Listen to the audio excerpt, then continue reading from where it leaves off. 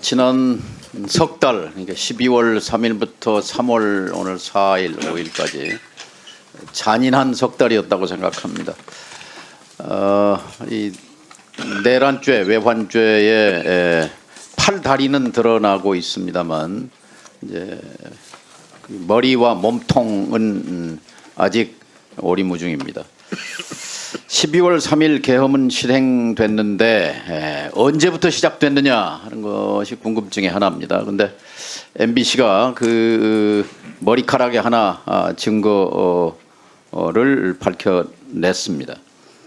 그러니까 23년 11월 달에 내란 우두머리 윤석열은 내란 팀을 구성합니다. 11월 7일 방첩사령관 여인영 곽종근 특전사령관 이진우 수방사령관을 같은 날짜에 임명하고, 그리고 11월 달에 비상조치 비상대권이 아니면 나라를 정상화할 수 없다, 이런 얘기를 이제 쏟아내기 시작합니다. 그래서 23년 11월부터로 기산 지금 되고 있습니다. 검찰 수사 결과로는 모든 쿠데타가 그렇듯이 1차 타겟은 국민의 눈과 귀를 장악하는 것입니다. 방송국을 장악하는 것입니다.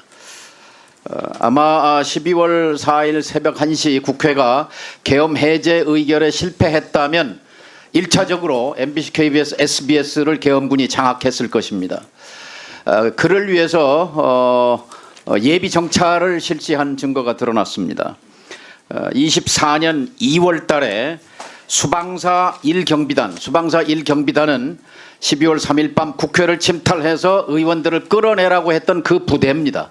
그 부대의 육군 대위를 팀장으로 해서 5명의 수방사 1경비단 요원들이 MBC를 사전 정찰했습니다. 육하원칙에 의해서 누가 언제 무엇을 어떻게 왜 했는지 좀 소상히 설명해 주시기 바랍니다. 네, 의원님 말씀대로 MBC 찾아오기 전에 먼저 공문을 보냈습니다. 2024년 2월 6일자입니다.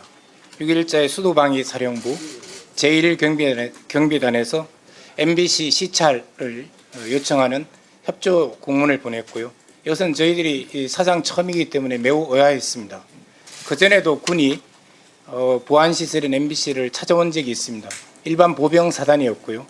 군만이 온 것이 아니라 항상 군, 경찰, 소방서, 구청 이렇게 같이 왔습니다. 합동 점검을 했는데 2024년 2월 6일자 공문은 수방사만 단독적으로 저희에게 보낸 것이고요. 찾아온 날짜는 언제입니까?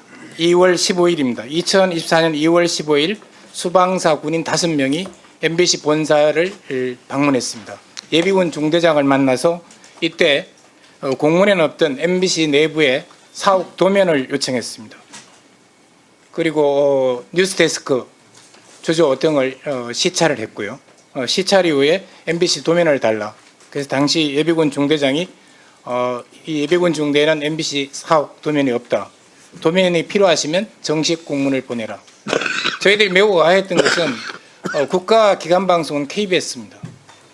근데 저희가 이렇게 듣기로는 KBS는 이러한 수방사의 공문이 없었고 찾아온 적도 없다는 것으로 듣고 있습니다. 그래서 왜 굳이 MBC만 찾아왔느냐 하는 의문을 갖고 있습니다. 뉴스데스크 주 조정실과 부조를 다 정찰했습니까? 네, 주조정실과 뉴스데스크 부조정실, 뉴스센터라고 하는 주 조정실은 어떤 역할을 하는 곳입니까? 의원님께서 이렇게 아시다시피 1999년 만민중앙교회가 신도들이 난입을 해서 주조정실을 부쉈습니다. 주조정실이 붕괴되면 방송이 중단됩니다. 대테러 업무는 경찰 소관입니다. 그러니까 경찰을 대동하지 않고 수방사 경비단이 MBC의 대위를 팀장으로 해서 와서 주 조정실과 부조정실을 정찰하고, 그리고 도면을 요구한 것, 도면 줬습니까? 도면 주지 않았습니다. 주지 않은 이유는 뭐죠?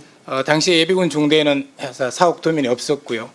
도면이 필요하면 정식 공문을 보내라고 요청했는데 이후에 공문이 오지 않았습니다. 저희가 도면을 매우 중요시하게 생각하는 것은 저희 내부의 어떤 단전 단수와 관련돼서 중요 시설들의 모든 점을 다 파악할 수 있기 때문입니다. 주 조정실이 차단되면 어떤 현상이 생깁니까? 네, 바로 방송이 중단됩니다. 다만 이제 비상으로 남산과 관악산 송신탑에서 비상 테이프로 송출을 할 수는 있습니다. 예. 1999년 만민중앙교회 때 그런 일이 일어났었습니다. MBC 도면은 수방사에 넘어가지 않았습니까?